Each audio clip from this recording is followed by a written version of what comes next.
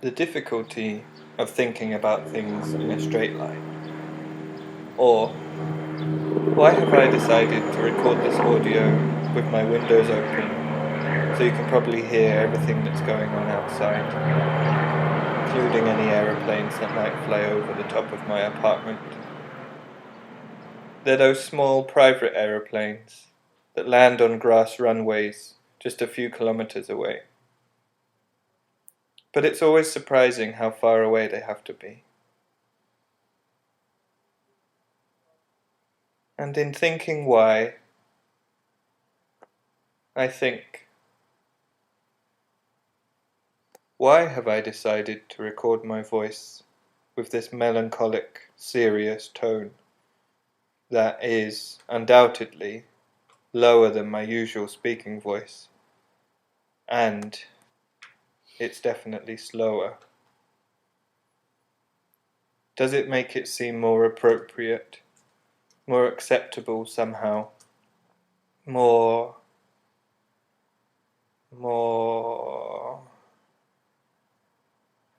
what? Powiem ci, kiedy będziesz starszy. It's okay. You'll probably forget that I mentioned it by the time you're ready to hear about it. I like those nuances, those things that go unnoticed, that pass us by in the maelstrom of everything else. Or maybe it's better to say the pinpoints of other things else.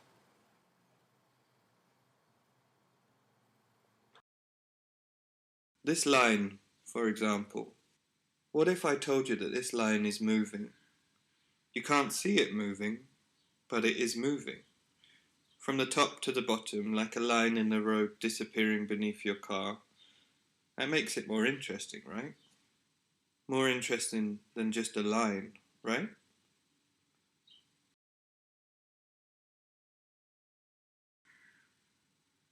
The reality is that you can't see that it's moving. You can't hear the road moving beneath your car. You can't feel the wind in your hair or the radio playing. So if you can't see that the line is moving, then does the line move at all? Hello! I love this. But already we've reached this level of ego. The question of whether the tree falling in the forest makes a noise if there's no one there to hear it. Does the tree make a sound at all? Yep. And move on.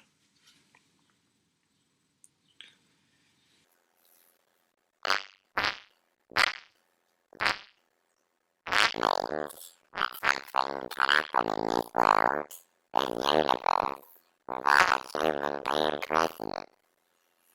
What meaning does that have for existence? Nothing! It means nothing! Nothing at all! Not a sausage. So, is this work I'm presenting you an artwork? An art video? An artist's film? No, wait. I need to ask that again. Is this work an artwork, an art film?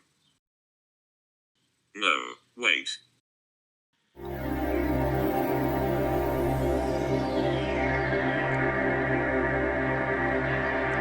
Now, how about now?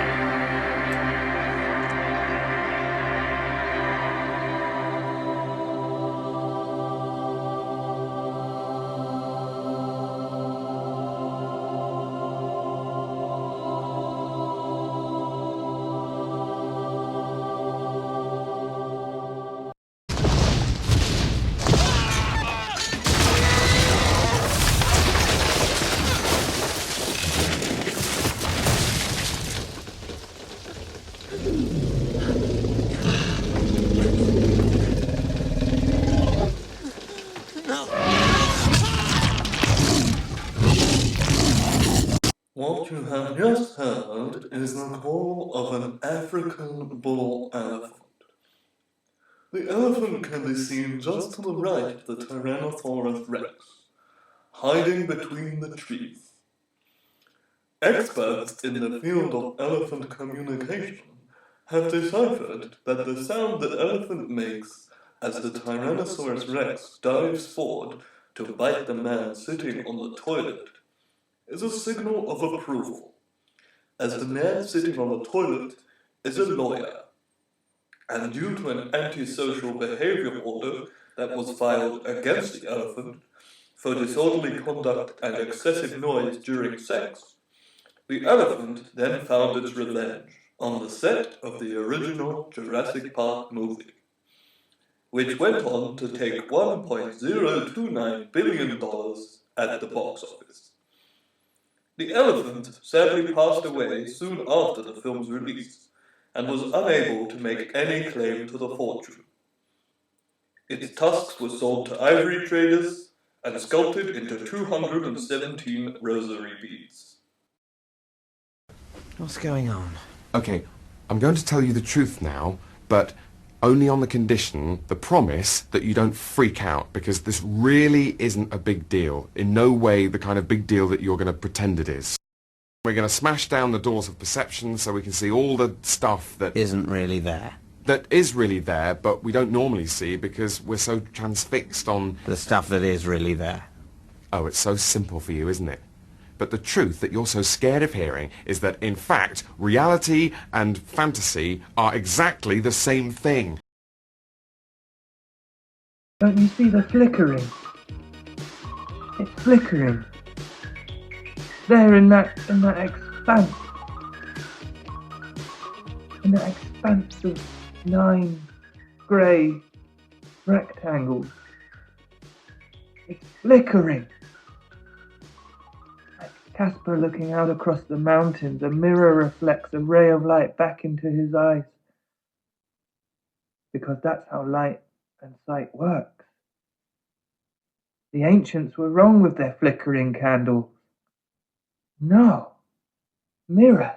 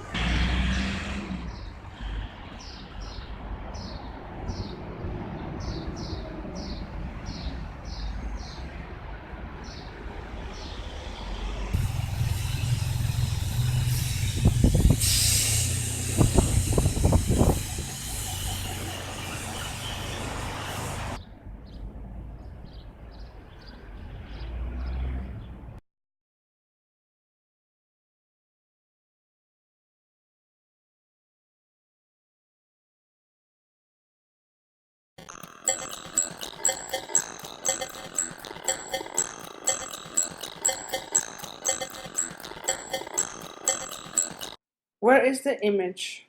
Where has the image gone? The nature of the image, has that gone too? With images we find ourselves at a border between truth and reality, a border between reality and imaginary, a border between opinion and intention, a border between inversion and revision. This border grows and shrinks according to the current tide, the trend. With an image in a riptide, the border explodes, the border implodes. Why is this needle sticking into my eye? Why is this needle sticking into my eye? What? Why? What was wrong? Why is this needle sticking into my eye? The explosion is coming. Standing at the foot of the mountain, I look up. I can feel the rock in my hand. Its surface is smooth and cool, but it slowly warms between my sweaty palms. And no sooner has it warmed than it begins to cool again. And I continue to look up. I look beyond my own sight, somehow. I can't see anything. Not really. I can see everything that's before me, but that's not to say everything. Just everything in front of my eyes. But at the same time, I cannot see anything. The mountain seems to be considerably smaller than it was before, now that I hold a part of it in my hand. But what is that part? Is that part of the mountain still? Is the mountain still the mountain? The mountain seems to be considerably larger than it was before, now that I hold a part of it in my hand. But what is that part? Is that part of the mountain still? Is the mountain still the mountain? I can feel its texture and its facets. Some are deep and dark, others are shallow and shiny. There are sharp edges and there are smooth edges, but everything is hard. I can project a history onto it, one that stretches into the past and in many ways reaches into the future too.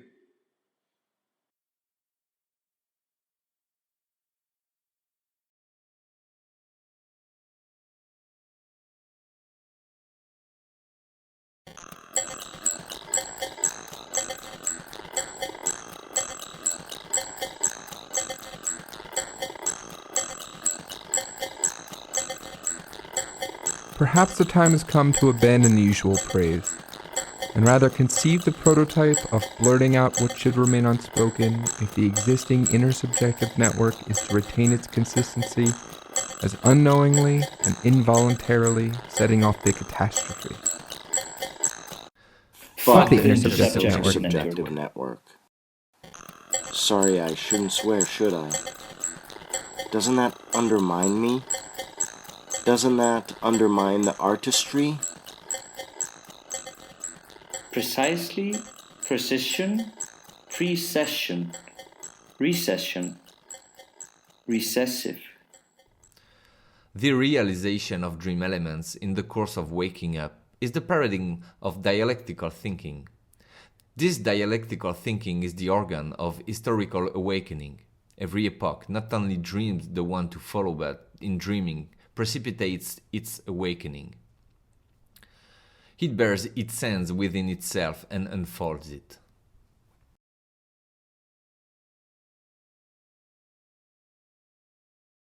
Who is this ragged goon?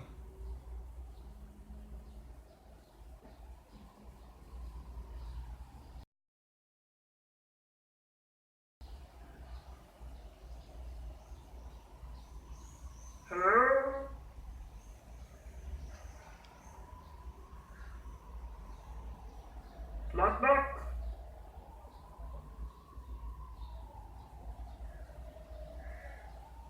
Mr. Goon. Hello.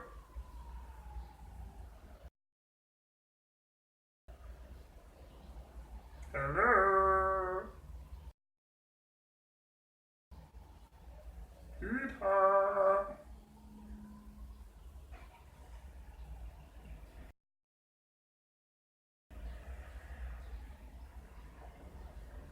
Winston Churchill.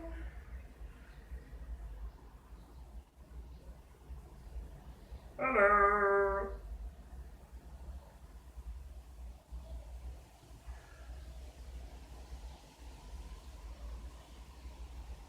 It's a bit windy outside.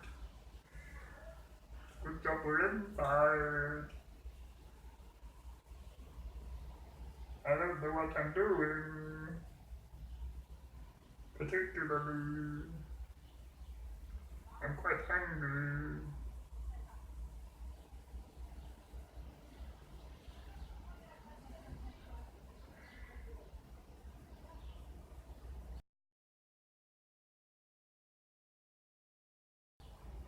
Who are you? Why do you have a spiky thing coming out of your head? Why won't you speak to me? Mr. Sellers, I really would appreciate it if you would just say something to me now. Anything. Anything at all that comes to mind now.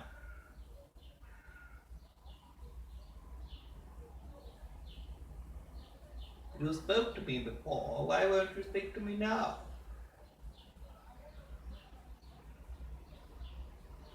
Don't give me that rubbish about being an inanimate object. We all know what that's worth these days, coming from you. Who are you today? Arnold Fringe? Blue Bottle? How about Chance? Quite possibly Claire Quilty. Or are you just being Dick Scratcher?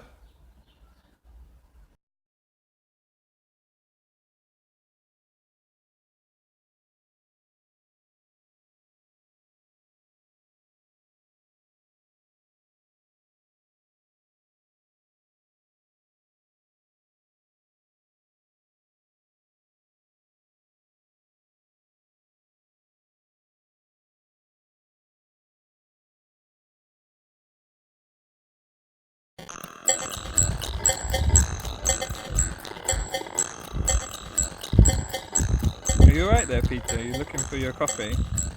Yes, I seem to have misplaced it. There it is. You've got it. There we go. You've got it.